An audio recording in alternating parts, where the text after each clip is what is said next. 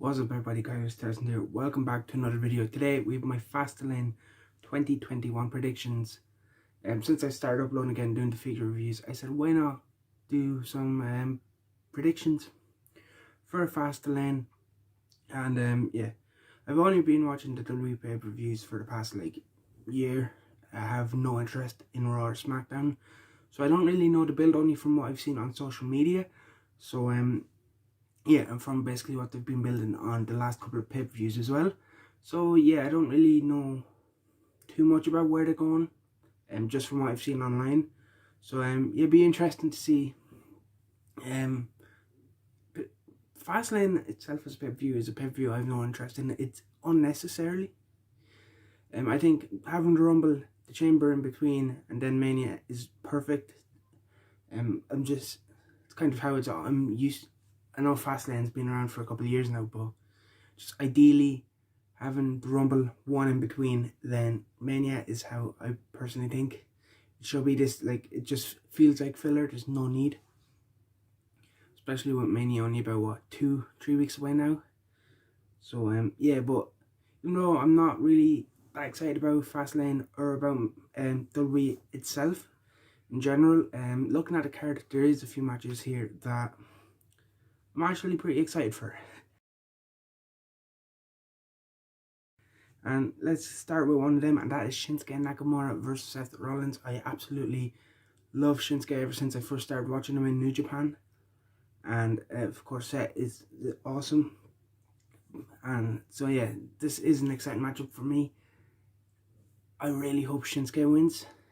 I doubt he will win, but it's been, ever since he got called up to the main roster, they've never really got behind Shinsuke. He won the Rumble. I think he should have won the title at Mania that year.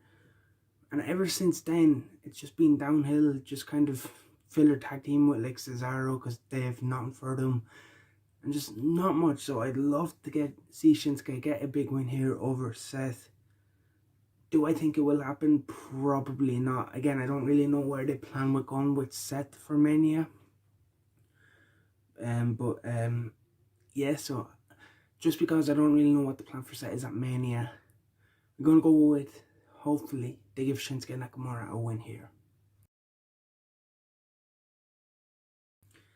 Then we've the Women's Tag Team Championships. Nia Jax and Shayna Baszler. I'm going to go with them to retain over Banks and Belair.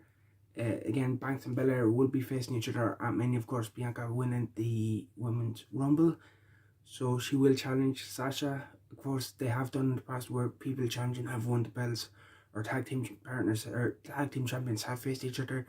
Thinking back to WrestleMania 21 with Mysterio and Eddie.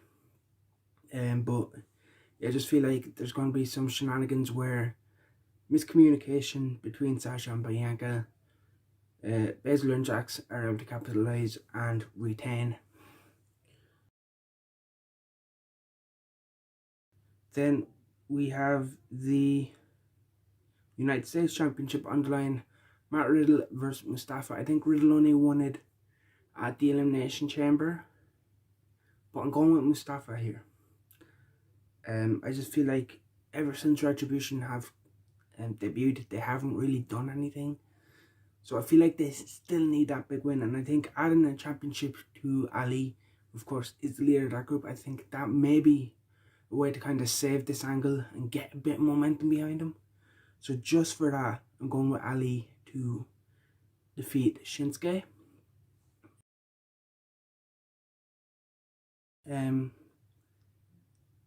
Alexa Bliss then challenges Randy Orton in an intergender match.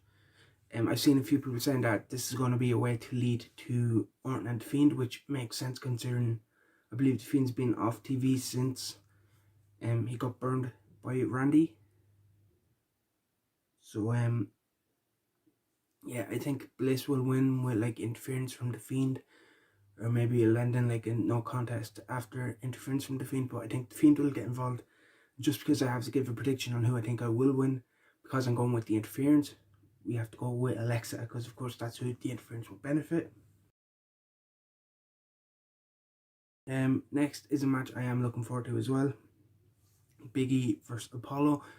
again, I feel like Apollo, like Nakamura, is one where they've never gotten momentum behind. And I feel like this is a chance. From what I've seen, he's a new gimmick. I don't really know much about it. I just seen he has a new character, new gimmick. Do they take the belt off Big E before Mania? Again, I don't know. I would love to see Big E push into the Universal title scene on SmackDown post-Mania. So just because of that, just because, again, I feel like they've changed his gimmick. They've never really gotten behind Apollo. This is their chance to get a bit of momentum behind him, give him the IC title and build from there. So just because of that, I'm going with Apollo Crews to beat Big E for the IC title.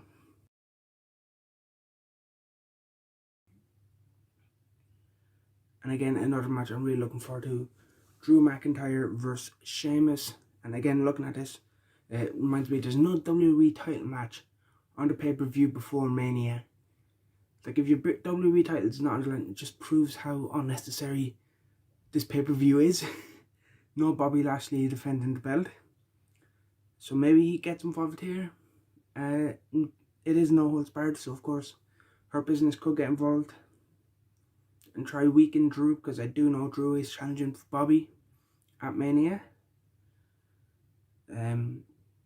Yeah, but Drew and Sheamus have great chemistry together, two very great wrestlers. I'd love to say Sheamus wins here, maybe gets added at Mania, but with another match on the card, I think that may lead to another title match at Mania being made a triple threat. So as much as I'd love to see Sheamus win here, you gotta go with Drew and get Drew momentum heading into his title match at Mania. So yeah, again, but this should be hard hitting, no holds barred match. It should be a war, and I'm very excited to see this.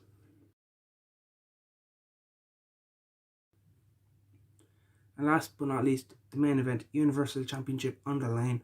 Roman Reigns with Paul Heyman defends against Daniel Bryan, with Edge as the special guest enforcer. Again, Edge being the special guest enforcer kind of sets it up for a triple threat. I know, again, I haven't really been watching the build, but from what I've seen, a lot of people feel like it's going to go this way, and looking at it, it makes sense as to why Edge will be the enforcer.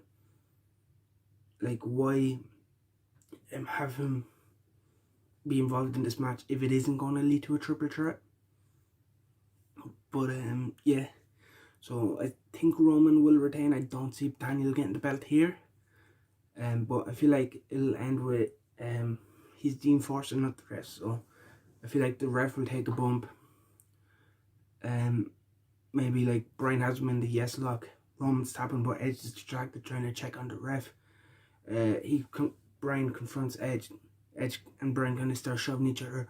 Roman spear, 1, 2, 3. Edge counts it because of course he has to as the enforcer, and that way you can set up the triple threat at Mania. So yeah, I'm going with Roman. So that is it for this video. Let me know in the comment section your predictions for Fastlane, and do you agree that it's a pointless pay-per-view and you'd rather just go from the Chamber to Mania? Or do you like Fastlane and think more pay-per-views the better? Let me know in the comments and let me know your predictions. Hit the like button if you haven't, subscribe if you haven't, and I'll see you in the next one.